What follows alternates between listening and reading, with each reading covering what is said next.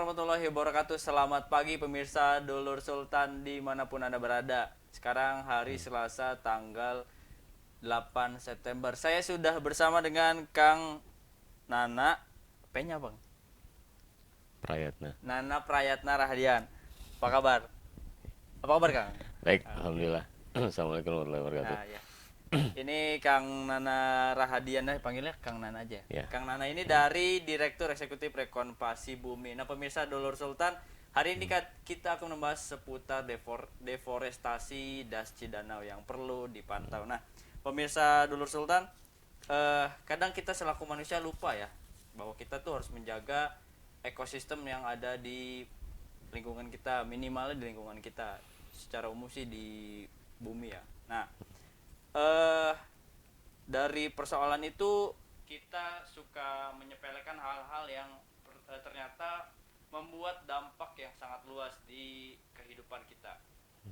Pada tahun 2000 baru sih, ini baru ada data sih Kang, baru dikeluarkan sama Kementerian Lingkungan Hidup bahwasanya deforestasi atau penggundulan ya, penggundulan hutan itu, Penebangan pohon. penebangan pohon itu sempat menurun di 2019. Nah, kita akan membahas soal deforestasi terutama di lingkungan Cidanau. Nah, Kang, bagaimana Kang komentar Anda terkait pemerintah mengklaim laju deforestasi lebih rendah katanya. Lembaga swadaya masyarakat menilai sebaliknya. Kementerian Lingkungan Hidup dan Kehutanan melalui Direktorat Jenderal Planologi Kehutanan dan Tata Lingkungan (PKTL) mencatat laju deforestasi Indonesia pada 2018 mencapai 4.605,5 hektar. Nah, Direktorat Jenderal PKTL Sigit Adiwinarto ini mengatakan tren deforestasi Indonesia relatif lebih rendah.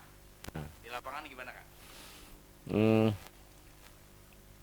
kita lihat dulu, ada evaluasi juga yang disampaikan oleh Direktur Pengelolaan Das dan Hutan Lindung. Kalau kita bicara nasional mungkin agak berat ya, karena isunya banyak. Seperti misalkan Indonesia itu kehilangan hutan primer, hutan hujan tropis gitu, itu 50 kali lapangan bola sehari. Nah, itu ada informasi begitu. Kalau kita mengerucut ke Banten, dikeluarkan oleh KLHK itu dari das besar lah di kita di Banten, Ciujung, Cidurian itu landscape-nya, gitu, land cover-nya, itu tutupan lahannya itu di bawah 12%. Sementara undang-undang kita kan mewajibkan minimal 30%. Artinya itu di bawah standar yang ditetapkan oleh pemerintah sendiri. Nah, kondisi das Ciujung dan Cidurian itu yang kemudian menyebabkan setiap tahun kita mengalami banjir besar, gitu, ya kan? Pernah sampai tol tertutup dan segala macam. Lihat di tahun 2000 kemarin 2012 yang berat ya, 2012 yang berat sampai tol tertutup. Nah, ini yang harus menjadi perhatian semua orang, gitu. Ya, terakhir kemarin kita punya masalah besar dengan banjir bandang Lebak ya. Betul. Nah, itu juga salah satu persoalan yang harus menjadi perhatian, dan itu penyebabnya salah satunya adalah deforestasi. Untuk berbagai kepentingan, deforestasi untuk banyak hal. Ada yang untuk kepentingan perkebunan, misalkan kan ada kebijakan sawit misalkan kalau ada di kita, atau karena pertambangan, atau karena, tapi ya kalau kita tidak sepakat dengan itu sebagai penyebab bencana alam, yang undang bencana alam, ya sampai kapanpun ya kita harus siap dengan bencana alamnya, gitu. Iya betul Kang, bahwa Gitu. yang di lapangan adalah terjadi bahwa itu bukan persoalan penggundulan hutan. Memang ada yang bilang takdir katanya kan gitu. Bagaimana Kang komentar Anda? Ya nggak bisa lah kita bilang bahwa itu takdir. Sesuatu yang ada di dunia itu pasti ada penyebabnya, ada alasannya lah, gitu. Ya, banjir bandang Lebak itu akumulasi dari banyaknya orang melakukan penebangan untuk berbagai kemungkinan kan, buka jalan misalkan untuk negeri di atas awan, ya salah satu faktor, ya kan. Nah, itu hal-hal yang kecil. Ada orang gali potong berapa pohon untuk dia bikin lubang misalkan emas, ada ratusan hektar untuk perkebunan. Nah, ketika itu diakumulasi di daerah aliran sungai yang sama, intensitas hujan tinggi, tanah semakin poros, ya terjadilah. Artinya bahwa kita mengundang bencana itu sendiri, gitu. kita yang mengundang bencana Ya. itu untuk nah bagaimana kondisi sejauh ini das di Cidanau? Nah, dari evaluasi yang disampaikan oleh Direktur Pemdas, Cidanau salah satu das di Banten yang land covernya di atas 20%, hampir 30%. Ya. Nah, buat saya ini indikator yang bisa kita jadikan parameter bahwa pengelolaan daerah aliran sungai yang berbasis para pemangku kepentingan itu bisa kita bangun dengan baik dan berjalan dengan baik. Artinya ada di situ ada pemerintah, di situ ada perusahaan-perusahaan, di situ ada LSM, di situ ada masyarakat. Ketika membangun kolaborasi, membangun kesepakatan, membangun pemahaman bersama tentang pentingnya pengelolaan das, kita berhasil gitu. Kita berhasil. Artinya paling tidak dalam 15 tahun terakhir ini das Cidanau yang tadinya juga rentan, pernah ada banjir bandang juga di Cidanau Tahun berapa itu? tahun 2000-an lah, 2010 nggak salah. 2010. Nah, sekarang udah mulai lagi tidak lagi kita pernah dengar ada musibah besar ya. Mudah-mudahan tidak pernah ada lagi kecuali banjir di daerah Desa Sukamaju. Karena itu bukan persoalan intensitas hujan tetapi lebih pada karakteristik sungai yang terlalu berliku sehingga seperti membentuk bendungan, sehingga ketika intensitas hujan tinggi ya kawasan itu cenderung banjir itu dari puluhan tahun yang lalu, bukan hanya sekarang. Nah, artinya bahwa ketika ada persoalan masalah alam, kita tidak bisa menyalahkan dan tidak bisa bilang kalau itu takdir ya, Kang ya. Nggak bisa lah, Nah, kita harus mereview dulu kita udah berbuat apa ya gitu loh, sehingga kita secara tidak sengaja mengundang musibah itu Nah, gitu. berarti campur tangan manusia itu sangat krusial di bidang Betul, kehutanan. Nah, betul. bagaimana persoalan Cidanau kan luas, Kang ya? Berapa total? Kita 20 Cidanau itu 22.620 hektar, Menyentuh berapa desa? 33 desa, 2 kabupaten. Nah, bagaimana rekonstruksi bumi mensosialisasikan itu? Nah, jadi gini, kalau kita bicara daerah sungai, tidak mungkin hanya rekonvasi ya yang melakukan aktivitas di situ. Itu yang tadi saya bilang bahwa harus ada kolaborasi gitu loh, antara pemangku kepentingan, apakah itu pemerintah, apakah itu masyarakat, apakah itu private sector atau LSM sendiri, untuk bersama-sama mendesain gitu loh program atau kegiatan yang kemudian di breakdown sesuai dengan kewenangannya. Nah, itu yang sudah kami lakukan di Cidanau dalam ya 15 tahun terakhir lah, 20 tahun terakhir. Jadi pemerintah sharing sesuai dengan kewenangannya, LSM cari funding, misalkan perusahaan-perusahaan swasta memberikan CSR gitu kan. Nah, kolaborasi itu yang membuat land covernya menjadi baik, ekonomi masyarakat menjadi berkembang gitu kan. Nah, sehingga kalau saya selalu bilang kalau kita bicara pelestarian lingkungan tanpa diikuti oleh pendekatan ekonomi itu omong kosong lah. Nah, Gitu. Jadi, masyarakat kan selalu bilang saya butuh makan segala macam. Ya kalau pendekatan program hanya Pak jangan nebang, Ibu jangan motong dahan, tapi mereka nggak dapat apa-apa, ya percuma gitu loh. Karena kan siapa yang bisa menahan dorongan perut lapar kan, gitu. Nah oleh karena itu ada pendekatan yang kita lakukan di Cidanau itu pembayaran jasa lingkungan. Jadi ketika petani kelompok tani hutan tidak menebang gitu loh, nah mereka dapat kompensasi gitu. Yang paling rendah itu 1.350.000 per hektar. untuk berapa pohon? 1 hektarnya ada 500 pohon. Nah, jadi selama kurang lebih hampir 20 tahun, nah kawasan-kawasan yang menjadi lokasi pembayaran jasa lingkungan tidak pernah terjadi deforestasi. Gitu. Karena rugi masyarakat kalau masyarakat motong, nah, dia didenda, bukan didenda, dikasih hukuman, ya, dia tidak lagi menerima pembayaran jasa lingkungan. Berarti rekonstruksi bumi artinya memfasilitasi masyarakat untuk mendapatkan istilahnya, kalau itu kan nggak kerasa kan income masyarakat tiba-tiba karena untuk mempertahankan si pohon diupahi karena dikasih upah. Itu berapa warga kan? Totally kita ada 13 kelompok, anggotanya itu secara keseluruhan mungkin hampir 700 orang. 700 orang. 700 anggota kelompok lah gitu. Secara jumlah wilayah Itu kurang lebih 300 hektar. 300. Jadi semua dikelola oleh organisasi atau lembaga yang namanya Forum Komunikasi Das Cidanau. Jadi Rekonvasi menginisiasi pembentukan forum itu, forum berbasis para pemangku kepentingan. Itu tadi ada pemerintah, ada private sector, ada LSM bergabung di situ.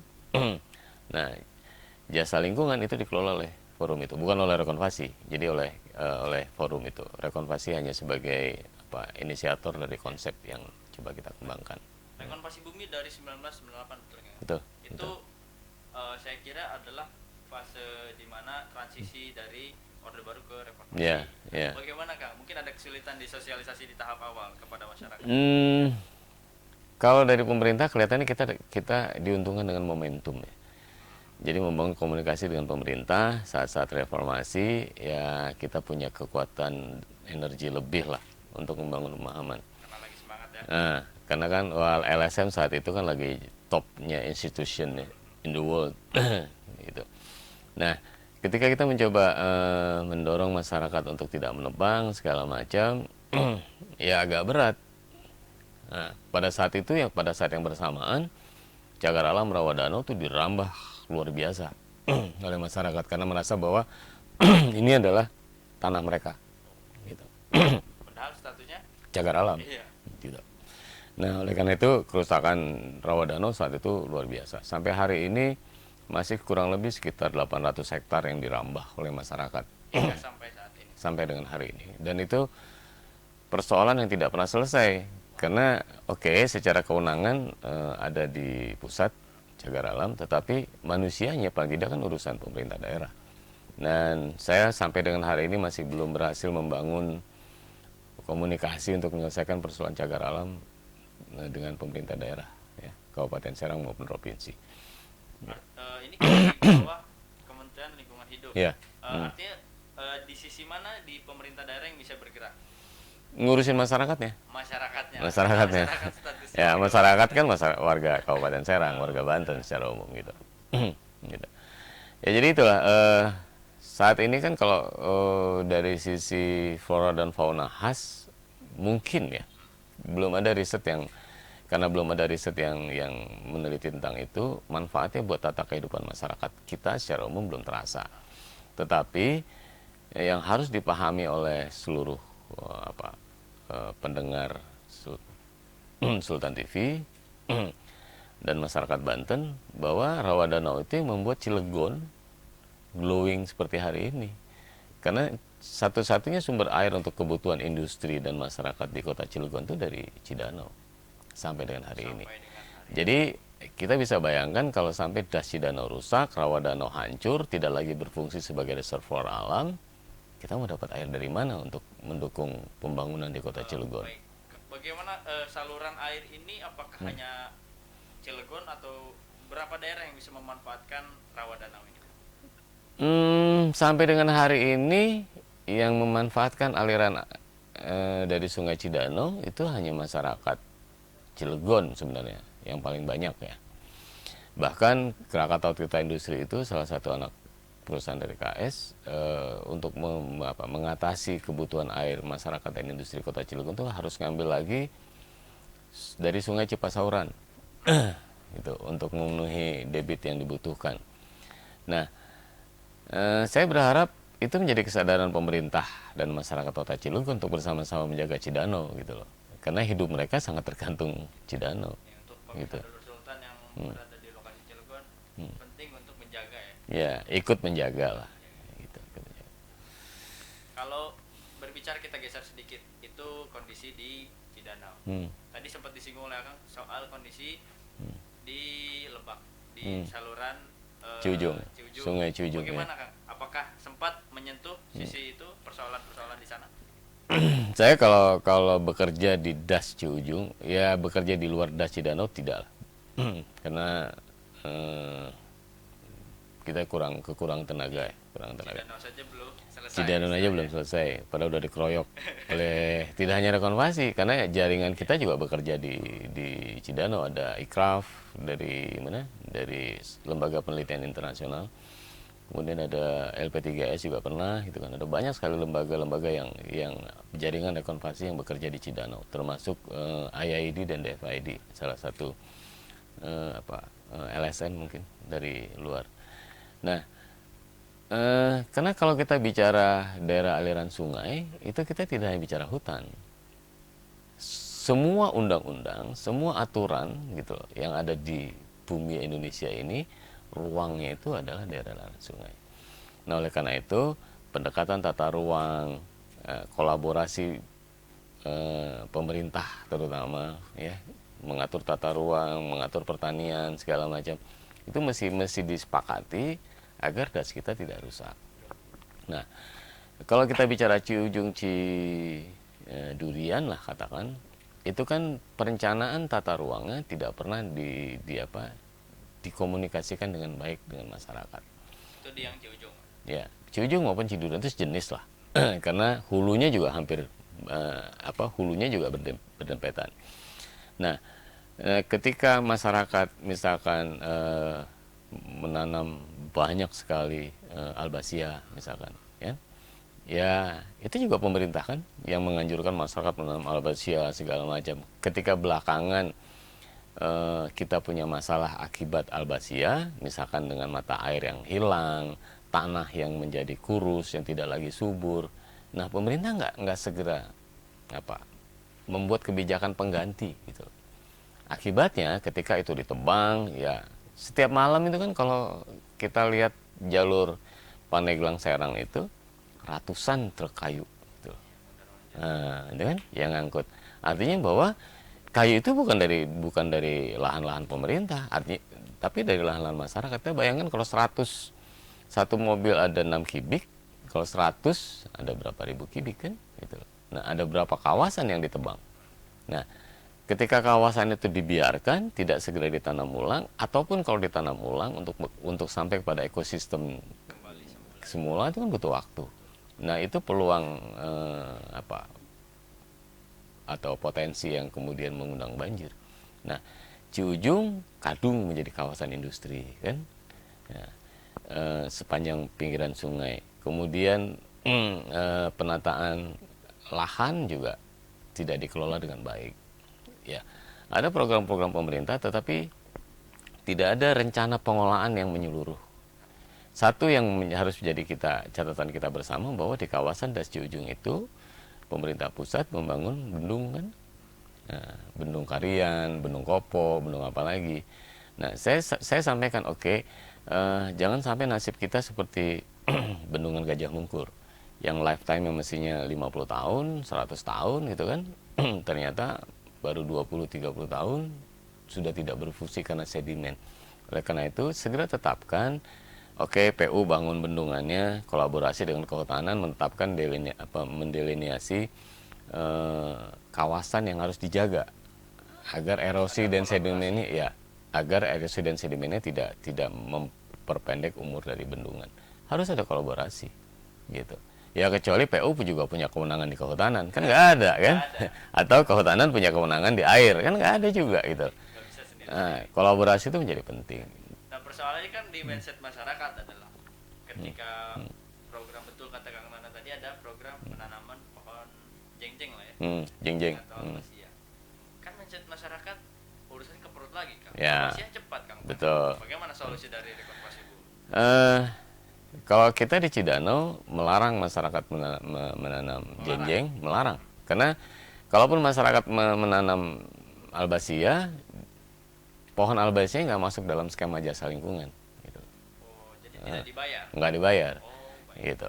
Nah, oleh karena itu kita lebih suka mendorong masyarakat untuk menanam buah-buahan, ya, durian, melinjo, gitu, jengkol. Artinya bahwa ada pendapatan masyarakat harian, gitu. Ada bulanan gitu loh, ada juga tahunan dari buah durian dan lain sebagainya.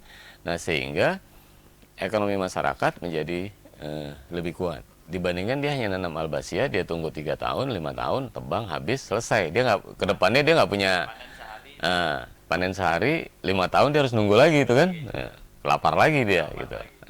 Nah, yang kita khawatirkan ketika masyarakat lapar, mereka merambah ke kawasan cagar alam, ke kawasan taman nasional gitu kan, karena mereka lapar kan, karena pohon mereka sudah habis gitu.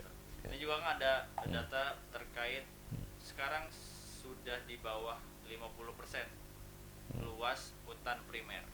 Bagaimana komentar Anda? Tapi jangan dijawab dulu, karena kita akan kembali lagi pemirsa. Nah, tapi sebelum kita break, saya akan mengingatkan kembali bahwa acara ini live streaming di channel YouTube sultantv.co, dan buat pemirsa Dolor Sultan semua, jangan lupa subscribe, follow semua media Sultan TV di Facebook, YouTube, Twitter, Instagram. Nah, pemirsa jangan kemana-mana, tetap di Bincang Hari ini.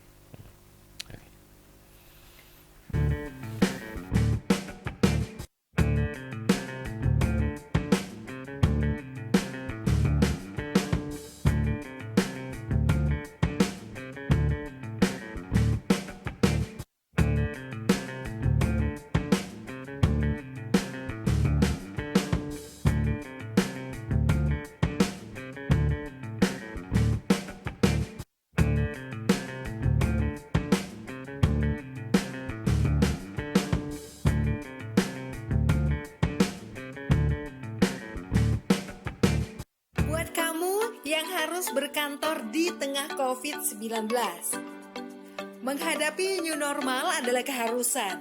Video ini coba memandu kamu nih guys yang harus masuk ke kantor. Pertama, sebelum berangkat kerja, jangan lupa lindungi mata, mulut, hidung dengan kacamata dan masker. Setelah masuk transportasi umum, jangan lupa guys bersihkan tangan setelah menyentuh gagang pintu atau barang di fasilitas umum. Sesampai di kantor, pastikan kamu melakukan disinfeksi barang-barang termasuk pakaian. Kemudian jangan lupa cek suhu pakai termogun. Oh iya, pastikan barang-barang dari orang lain bersih ya guys, seperti misalnya kartu ini.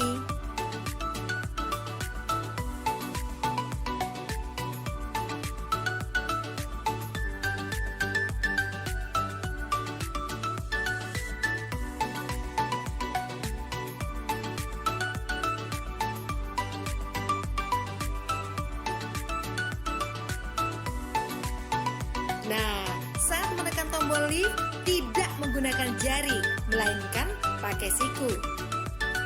Saat sampai di ruangan atau meja kerja, bersihkan kembali barang-barang secara detail. Ingat guys, barang Anda jangan diletakkan di lantai. Oh ya, sebelum beraktivitas, biasakan mencuci tangan ke toilet.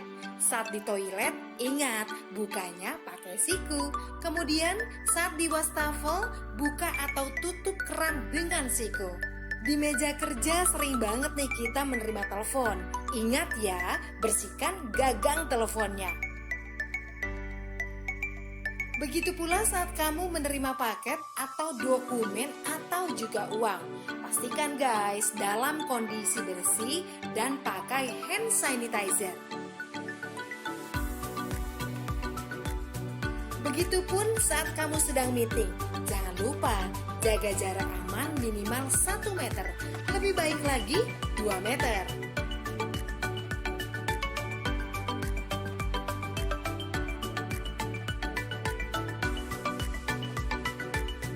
Ya, lagi zaman new normal begini, lebih baik kamu bawa makanan sendiri. Dan pastikan pantry bersih. Pastikan juga tim cleaning service membersihkan secara berkala, mulai dari barang-barang di dapur seperti microwave, handle kulkas, meja makan, botol-botol, pokoknya semua deh. Nah,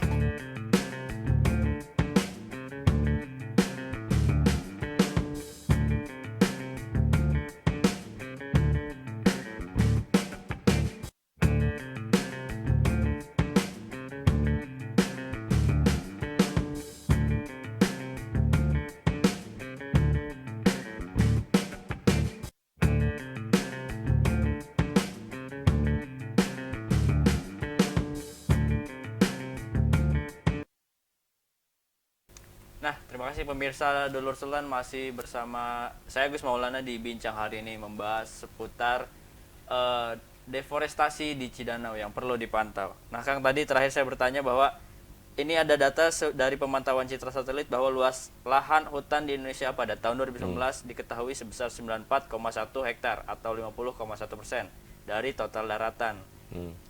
Berarti setengahnya, Kang ya, Ya, hampir setengah setengahnya. Sementara luas deforestasi tertinggi terjadi di kelas hutan sekunder. Hutan sekunder itu hutan yang dikelola manusia ya, Kang? Iya, masyarakat. Yaitu 162,8 ribu hektar sebesar 55,7% atau 90,6 ribu hektar berada di dalam kawasan hutan. Sedangkan 72,2 ribu hektar sisanya atau 44,3% berada di luar kawasan hutan. Nah, apakah artinya sejauh ini kondisi hutan di Indonesia termasuk Banten semakin menyempit? Nah, bagaimana solusinya, Kak? Jadi bahwa intervensi manusia, bahkan intervensi kebijakan, ya, terhadap deforestasi itu masih sangat luar biasa. Ya kalau ya data tadi tidak hanya hutan sekunder ya, hutan primernya pun kita udah terambah gitu kan, oleh kebijakan. Nah buat saya memang agak aneh ya kita. Kemarin kita sepakat untuk menurunkan emisi rumah kaca, gitu kan? Itu 19% dengan dana sendiri, kemudian 39% dengan dana bantuan. Nah, ada kebijakan itu zamannya Pak SBY, kita udah mulai, bahkan Pak SBY pernah dapat 1 juta US dollar kan dari Norway untuk menurunkan emisi, tapi itu tidak relevan dengan kebijakannya. Oh iya. Gitu. Jadi kita punya niat untuk menurunkan emisi, tetapi hutan alam kita, hutan primer, hutan sekunder, bahkan hutan-hutan yang ada di lahan milik itu dirubah menjadi sawit. Gitu. Nah, sawit itu menyebabkan metan-metan yang ada, gas metan yang ada di tanah itu menjadi terurai keluar kan, gitu loh. Nah itu, jadi agak aneh gitu loh kebijakan di negeri kita itu. Nah, mengatasinya tadi gitu loh. Sawit itu buat saya no way lah gitu loh. Sama sekali Enggak, tidak rekomendasi. saya tidak pernah setuju dengan kebijakan menanam sawit. Sawit itu hanya menguntungkan segelintir orang, terutama para kapitalis, menyengsarakan banyak orang, banyak sekali contohnya. Dan yang paling berat dari sisi lingkungan, sawit itu jenis tanaman yang rakus air, seperti halnya albasia, gitu. Nah sehingga menyebabkan kawasan-kawasan di sekitar itu menjadi kurus, menjadi tidak subur karena tanah airnya diserap oleh sawit. Nah, mengatasinya tadi kebijakannya dirubah gitu. Kebijakan sawit itu segera tinggalkanlah kalau kita mau membuat ekosistem di kita menjadi lebih baik gitu. Kembalikan tanah-tanah tanah-tanah perkebunan ke masyarakat untuk kembali dibikin kebun campuran gitu kan. Itu lebih menguntungkan masyarakat daripada sawit. Nggak ada lah saya mendengar masyarakat petani sawit yang kaya raya gitu, sejahtera, nggak ada gitu loh. Bahkan banyak kasus Gitu. di ambang kemiskinan. Ya, karena itu kan, karena mereka dihisap oleh para investornya gitu. Nah, bagaimana mengatasi solusi tadi? Mungkin ada saran terkait pohon ini loh yang bagus untuk penyaringan air atau penampungan air. Pohon apa kan kira-kira yang pas?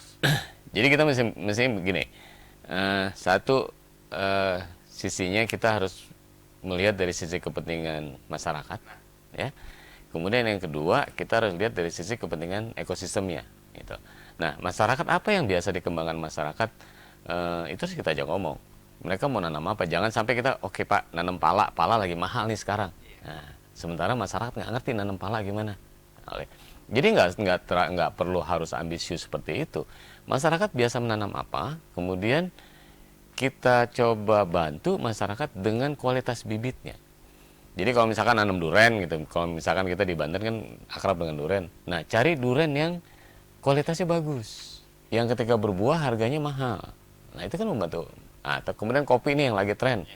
Nah, kebanyakan kopi di Cidano yang saya tahu itu kopi warisan Belanda, gitu, yang beradaptasi dengan ekosistemnya. Jadi kalau kopi itu kan katanya harus di atas sekian ratus gitu kan, nah, atau di atas 300 atau berapa gitu. Nah, kopi di Cidano di bawah itu.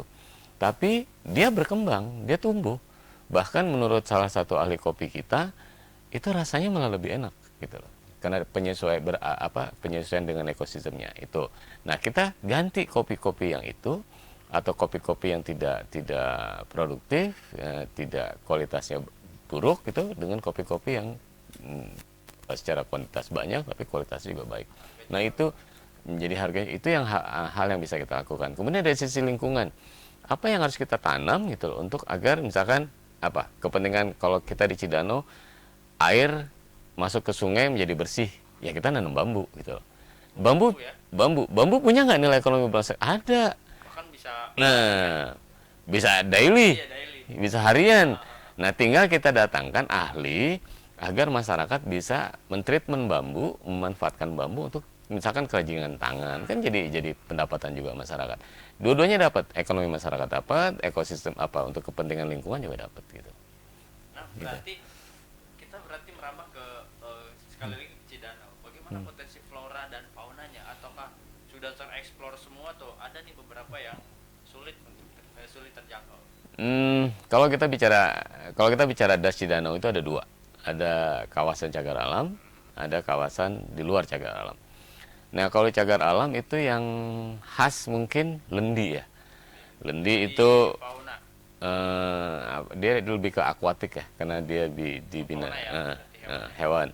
Jadi dia panjang seperti belut gitu, tapi kepalanya kayak lele.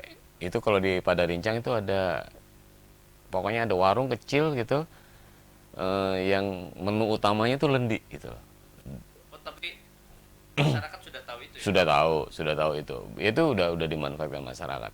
Di samping ada buaya dan beberapa binatang lain ya, ada burung, ada surili kalau di Tukung Gede, macan kumbang, macan tutul masih ada lah kalau kita bicara cagar alam. Termasuk juga fiton kali ya.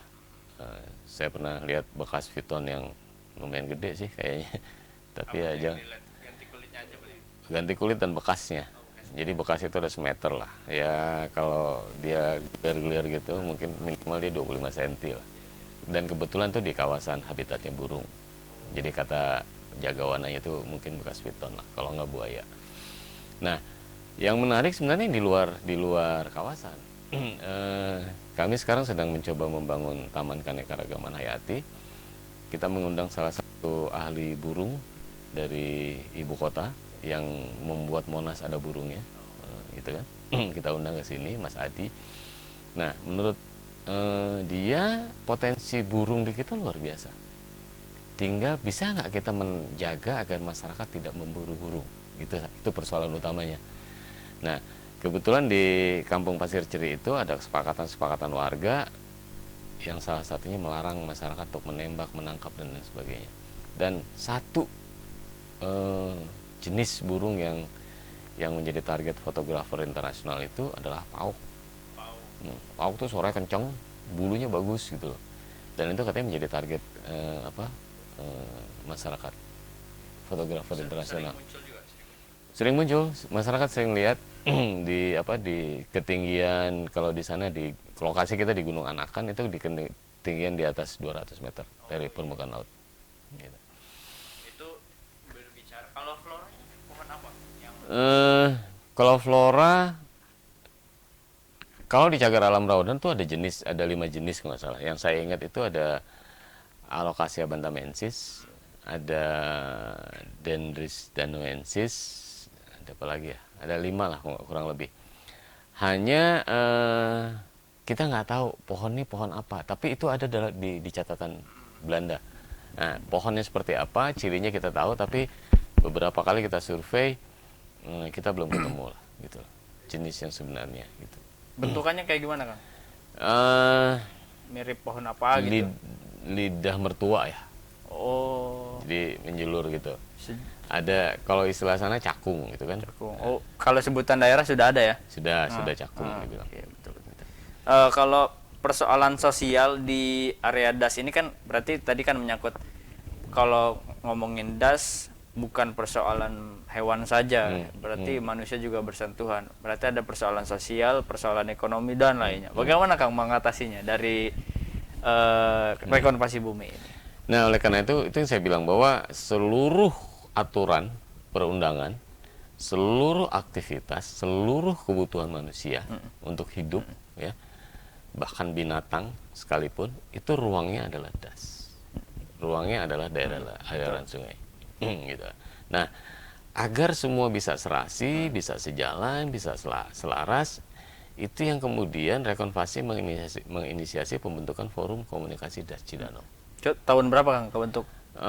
Mulainya 98, sejalan dengan langsung umurnya ya? Rekonvasi, gitu kan. Umurnya Rekonvasi. Jadi Rekonvasi itu sebenarnya lahirnya untuk Cidanau lah, gitu. Mulai 98, kemudian kita mendapatkan SK dari Gubernur Banten itu 2002. Itu 2002. Jadi kita mencoba mendorong semua pemangku kepentingan dari pertanian, dari kehutanan, dari pertambangan, termasuk juga urus pemerintah yang ngurusin ekonomi masyarakat itu bergabung bersama-sama, baik di level provinsi maupun di Kabupaten Serang dan Pandeglang. Nah, sehingga kesepakatan dilahirkan itu itu menjadi referensi kita untuk berkegiatan. Bahkan gitu loh, bahkan para pemangku kepentingan sharing kegiatan dan sharing pembiayaan untuk kita menyelesaikan persoalan-persoalan prioritas yang kita sepakati di Das Cidanau, gitu. Nah, itu saya pikir salah satu cara untuk kita menjaga agar Das tetap berfungsi, gitu loh. Tetap memiliki daya tampung dan daya dukung untuk mendukung pembangunan yang kita lakukan. Nah, persoalan itu tadi sudah timbul dan lumayan teratasi, gitu ya. Kalau bicara soal sumber penghidupan, berarti sudah ada berapa masyarakat yang memanfaatkan itu dan sampai saat ini bisa hidup gitu istilahnya. Studi sosial yang dilakukan oleh salah satu mahasiswa dari Imperial College London. Jadi Cidanau itu sering kali menjadi lokasi penelitian mahasiswa atau mahasiswi dari luar dan dari dalam. Sudah negeri. banyak ya. Ada yang disertasi, ada yang tesis gitu kan. Ada yang skripsi juga kalau dari dalam negeri.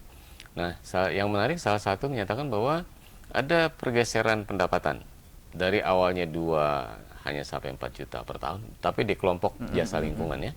Nah, sekarang udah di atas 5 sampai dengan 7 gitu loh, per tahun. Ya? Naik. Jadi dengan mereka tidak menebang, kemudian mereka mendapatkan pembayaran jasa lingkungan sebagai additional income, gitu. Saya belum berani bahwa jasa lingkungan yang mereka terima sebagai main income, tapi sebagai additional income. Nah, yang membuat kemampuan ekonomi mereka menjadi lebih baik.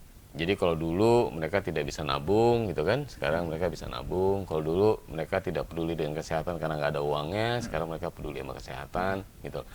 Bahkan ada salah satu kelompok di Ciamas yang menyisihkan jasa lingkungannya untuk membangun jaringan air, gitu. Jadi untuk dibikin ulang ya? Bukan jaringan air dari mata air yang biasanya mereka harus jalan untuk jadi untuk mempermudah juga ya. Mereka datangkan air ke kampung dengan membangun pipanisasi. Gitu. Dari hasil jasa lingkungan tadi. Nah, fokus dari Rekonvasi Bumi juga salah satunya adalah catchment area Kang ya, untuk area air ya, penangkapan air. Bagaimana kondisi air di Cidanau ini Kang? Maksudnya ada nggak sih spot yang ini langsung bisa diminum nih gitu tuh? Kalau dari sisi mata air, kan mata air kita nggak relatif tidak terawat ya. Oh, tidak terawat. Jadi alamiah banget. Alamiah gitu. aja ya. Alamiah banget. Kemudian mengalir, jadi air terjun segala macam. Saya nggak berani bilang bahwa itu drinkable ya, karena saya khawatir kolinya malah tinggi kan. Iya. Karena humus dan sebagainya. Tetapi kalau ada mata air yang di atasnya ada bambu gitu, nah, saya berani jamin bahwa itu drinkable. Itu saya pernah punya pengalaman di Gunung Kencana itu, sebelum Gunung Kencana rusak seperti hari ini. Itu ada air yang bisa saya langsung minum yang keluar dari rumpun bambu gitu. Artinya bahwa bambu itu sangat baik sekali untuk filtering air gitu. Hanya kalau di Cidanau saya belum menemukan lah. Okay. Gitu. Tapi secara overall itu kondisi air bagus lah. Secara overall dari sisi kuantitas ya. Debit air juga lumayan kan? Dari sisi kuantitas itu debitnya lumayan baik. Jadi kalau musim hujan tuh mungkin di atas 20.000 liter per detik ya. Tapi kemarau seperti hari ini itu masih sampai 2000 liter gitu. Nah, kalau kita melihat bahwa sekalian pendidikan juga nih kepada pemirsa Dolu Sultan, dampak besar ke depan jika laju deforestasi tinggi itu apa saja sih, Kang? Satu hal ya, Kang. Satu hal bahwa secara teori ada hubungan yang erat antara tegakan tanaman dengan air, antara tegakan tanaman dengan struktur tanah, gitu loh. Antara tegakan tanaman dengan ekosistem, gitu. Jadi karena ada pohon, ya tanah menjadi baik, di bawahnya ada cacing, ada segala macam, ada burung, ada segala macam, ada air. Nah, kalau pohon ini hilang, gitu. Saya pernah ke sebuah negara, contoh nyata lah. Ketika mereka menebang semua pohon, mengganti pohon dengan pisang, gitu kan, makanya dia dikenal juga sebagai Republik Pisang. Mereka kesulitan, hidup mereka menjadi susah, gitu. Kenapa? Ketika ditebang, pisangnya belum tumbuh, erosinya udah gila-gilaan, sehingga tanah suburnya itu terbawa air. Nah, akibatnya ketika mereka mau nanam apapun menjadi susah. Oleh karena itu kemudian pisang mereka rubah menjadi kopi. Nah, kemudian ada upaya dari, kalau di kita mungkin konglomerat ya, konglomerat yang yang menginvestasikan membangun hutan kembali, membangun koridor-koridor, jadi dari gunung A ke gunung B dibangun koridor gitu. Nah, baru mereka punya lagi air, tanaman bisa tumbuh lagi karena muncul sedimen-sedimen baru di tanah-tanah mereka yang kurus. Nah, ada satu catatan yang mungkin dikenal oleh banyak orang, itu di sana ada child forest ya, hutan anak-anak. Jadi ada anak di negara itu kirim surat, sahabat pena. Dulu sahabat pena kan, kalau sekarang mungkin masyarakat nggak kenal lagi tuh sahabat pena. Ke Swiss gitu sama guru temennya itu di Swiss, disebarluaskan. Jadi isi suratnya, di saya tidak lagi ada hutan, udara menjadi panas, tidak lagi binatang, segala macam. Jadi memunculkan keprihatinan, sehingga oleh guru anaknya di Swiss ini disebarluaskan, akhirnya terkumpullah banyak uang, dibelikan tanah. Nah, tanah itu kemudian dijadikan hutan. Nah, itu namanya sekarang child forest, itu sangat terkenal, child forest, hutan anak-anak gitu. Karena memang prosesnya dimulai dari surat sahabat pena itu gitu. Nah, ini Kang ada banyak kejadian nih rilis dari KLHK bahwasanya dampak dari deforestasi tinggi juga pada kasus yang realnya adalah banyaknya peningkatan angka bahwa macan tutul Jawa itu keluar dari hutan. Nah, bagaimana kalau di Das Cidanau ini pernah ada kejadian nggak? Mungkin kan kalau deforestasi masih terjadi, mungkin tidak tinggi. Tapi bagaimana? Apakah ada dampak dari mungkin fauna atau bagaimana? Kalau di luar cagar alam kita nggak pernah dengar ada kasus. Tapi ada macan tutul yang masuk ke warga. Pernah ya? Pernah, tapi itu dari cagar alam. Jadi ketika cagar alam dirambah, ketika cagar alam diganggu, mereka kawasan binatang liarnya menjadi terganggu, ya dia cari makan di rumah warga gitu. Gitu. Jadi itulah, kalau pohon kita tebang mengganggu flora yang buas itu, itu kan. Kemudian potensinya longsor besar. Ya seperti yang terjadi di Lebak, kemudian kemarin di Sulawesi Selatan ya, yang luar biasa itu. Nah, itu resiko-resiko yang muncul gitu loh, yang mungkin muncul akibat kita melakukan penebangan. Gitu. Jadi ekosistem kita menjadi rusak, makanan kita juga menjadi berkurang gitu kan, karena kawasan kita menjadi rusak. Jadi ya kita harus hati-hati lah dengan pohon-pohon yang kita punya. Nah, pemirsa, obrolan kita akan semakin menarik lagi berbicara soal das ini, Kang. Nah, kita nanti juga mungkin kita akan menyinggung soal bagaimana kegiatan pencemaran, bisnis pencemaran ya. Maksudnya ada, Kang, segelintir praktik-praktik bisnis yang tidak memperhatikan lingkungan alam ya, Kang. Mungkin Kang Nan juga tahu nih, mungkin dari Konservasi Bumi punya datanya. Tapi jangan kemana-mana pemirsa Dolu Sultan, tetap di Bincang hari ini.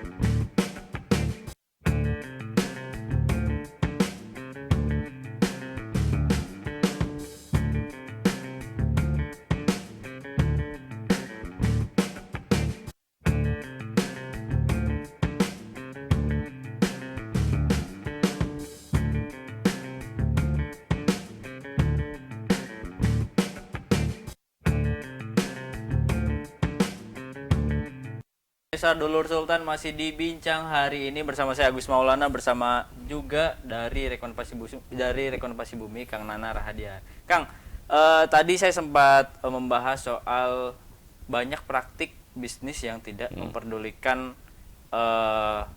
lingkungan sekitar. Nah, tapi ada yang ngasih tahu juga ke saya bahwa ketika membuka usaha, yaitu sebuah tuntutan ya Kang ya, dari si perusahaan itu. Bagaimana komentar Anda? Banyak sekali orang menganggap bahwa pengelolaan lingkungan itu nggak penting. Itu salah satu kecelakaan kita pertama. Sehingga dia mau bikin bisnis apapun tidak menganggap bahwa pengelolaan lingkungan itu sesuatu yang harus diperhatikan. Nah, yang kedua, pemerintah kita juga menganggap bahwa isu lingkungan itu hanya isu Receh lah ya. Receh gitu kan. Dia masih menganggap bahwa lingkungan itu sebagai cost center, sebagai pembiayaan yang harus ditanggung, tetapi tidak bisa memberikan feedback gitu kan. Nah, jadi kalau kita nanam mangrove, nanam pohon segala macam, nggak ada lagi feedbacknya ke pemerintah kan. Nah, jadi itu cara pandang yang sebenarnya harus kita ganti. Jadi kita melihatnya begini. Oke, kalau kita mau bicara keberlanjutan, sustainability, lingkungan itu menjadi salah satu faktor yang harus kita jaga. Kita mau bisnis apa? Bisnis seperti Indah Kiat, misalkan, menghasilkan banyak limbah. Tapi ketika limbahnya dia tidak perhatikan, memunculkan persoalan itu akan melibas bisnisnya, saya yakin.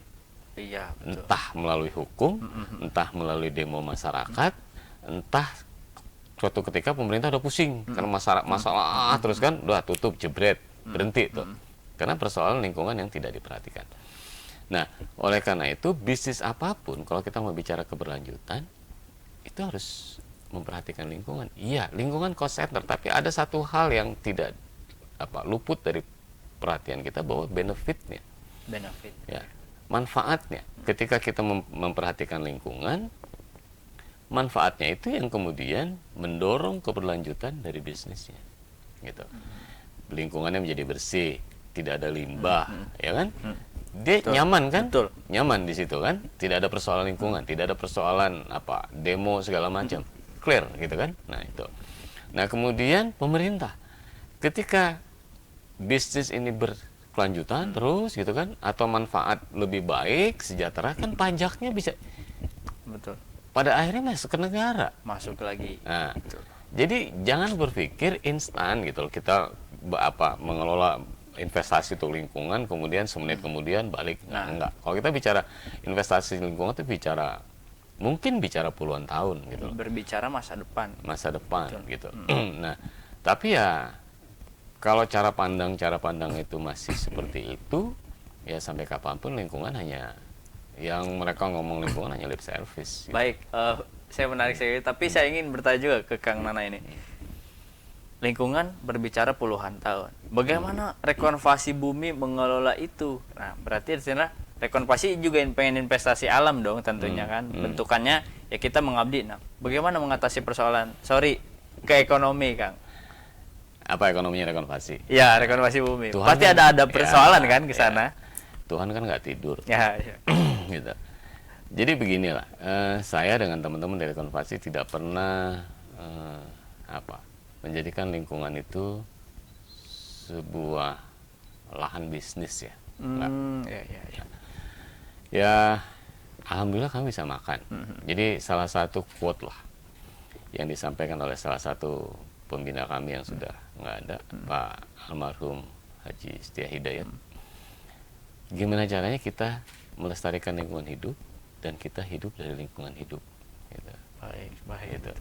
Nah, buktinya sampai hari ini bahwa ketika kita kemudian dikenal sebagai salah satu penggiat lingkungan di Banten, di Indonesia, banyak sekali tawaran kerjasama gitu loh. Tidak hanya dari lokal tapi juga dari internasional. Kami punya kerjasama untuk penanaman mangrove sampai 2024 dengan perusahaan kimia dari Jepang, dengan banyak sekali perusahaan lokal, dan itu yang membuat kami hidup. Baik. Nah, kemudian kalau ada lembaga-lembaga dari luar gitu yang mau berkegiatan terkait dengan jasa lingkungan misalkan, nah biasanya mereka menghubungi kita, gitu, menghubungi kami. Nah, itu yang kemudian kita bisa bikin kantor sendiri lah. Betul, mantap sendiri, sekali. gitu. Nah, bagaimana respon di awal, Kang? Akang berarti tidak sendiri kan, bersama tim membangun. Bagaimana respon atau dari lingkungan sekitar? Apain sih gitu? Mengabdikan diri ke lingkungan, kayak kan persepsi sekarang banyak juga kata Akang tadi, itu isu-isu receh gitu kalau persoalan lingkungan. Bagaimana menanggapinya? Ya, dulu saya sama Agustiawan sama beberapa teman lagi sama Pak Ade, mungkin karena dulu kita nggak punya kerjaan gitu ya. jadi LSM itu sebenarnya terperangkap juga, tapi karena kita nggak punya kerjaan, saya waktu itu lagi krisis ekonomi kan, kehilangan pekerjaan, kemudian Pak Agustiawan baru lulus ya. Jadi ketika kita berkegiatan tuh kita happy aja, karena nggak ada tuntutan gitu kan, nggak ada tuntutan wah harus ini harus enggak, pokoknya kita happy mengalir aja. Sampai hari ini pun begitu gitu loh. Jadi kalau saya sama teman-teman tuh antara main sama kerja tuh susah dibedakan gitu kan. Sulit ya. Jadi ya kita kemana-mana jalan ngelihat air terjun segala macam, ya sebenarnya itu kerja gitu.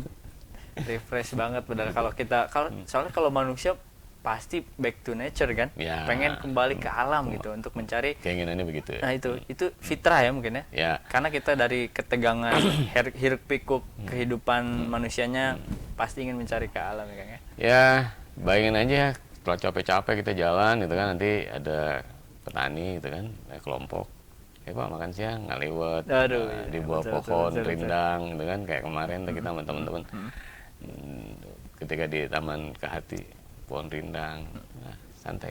Itu menjadi tidak begitu terburu-buru. Nah baik Kang, kita balik lagi ke pembahasan deforestasi ini. Ada salah satu dampak dari deforestasi yang saya baca adalah zoonosis, yaitu penyakit hewan yang menular. Berarti selama ini ketika praktek deforestasi yang lajunya tinggi itu bukan hanya si hewan yang keluar lingkungan cagar alam ya Kang, ada penyakit yang tercipta di situ. Bagaimana komentar Anda? Saya pernah baca sebuah buku ya terkait dengan Ebola. Ebola itu dari sungai Ebola. Jadi ketika sungai Ebola terganggu,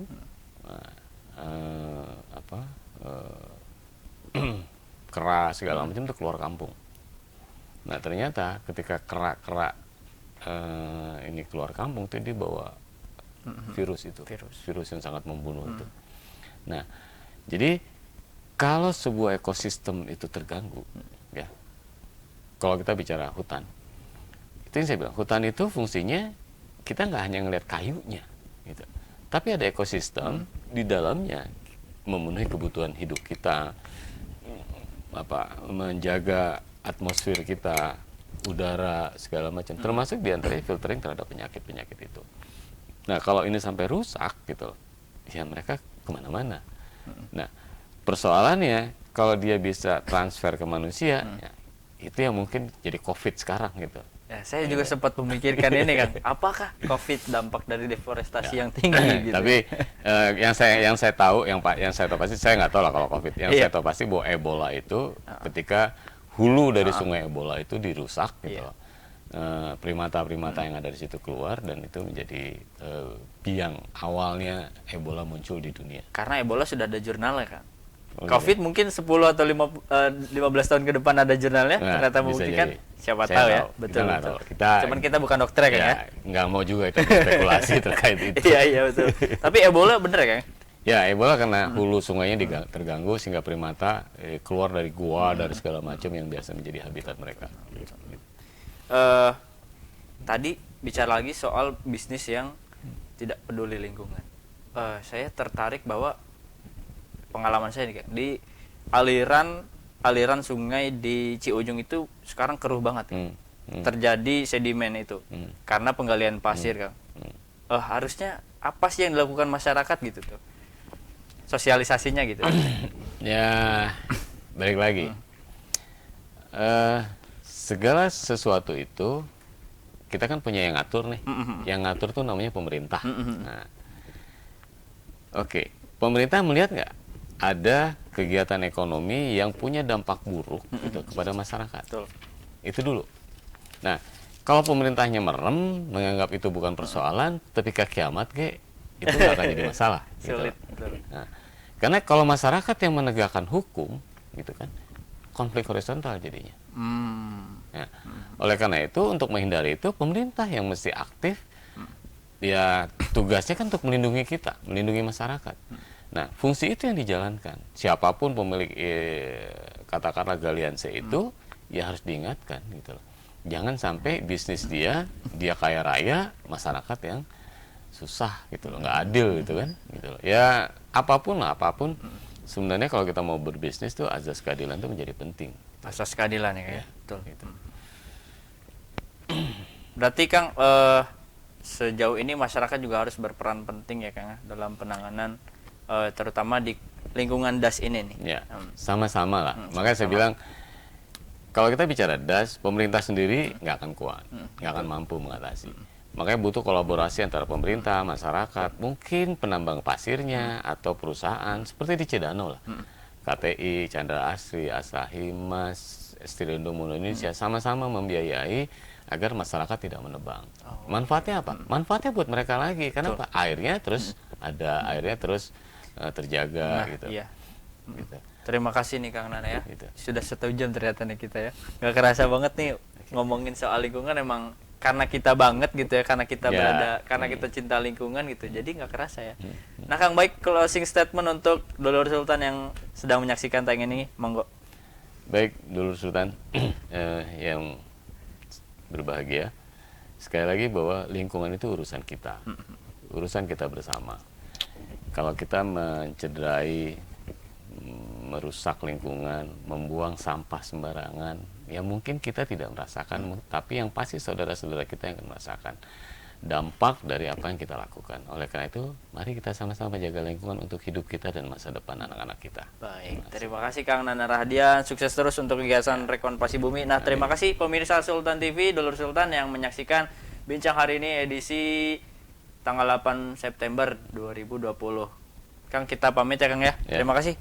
Sama-sama. Terima kasih pemirsa Sultan TV. Assalamualaikum.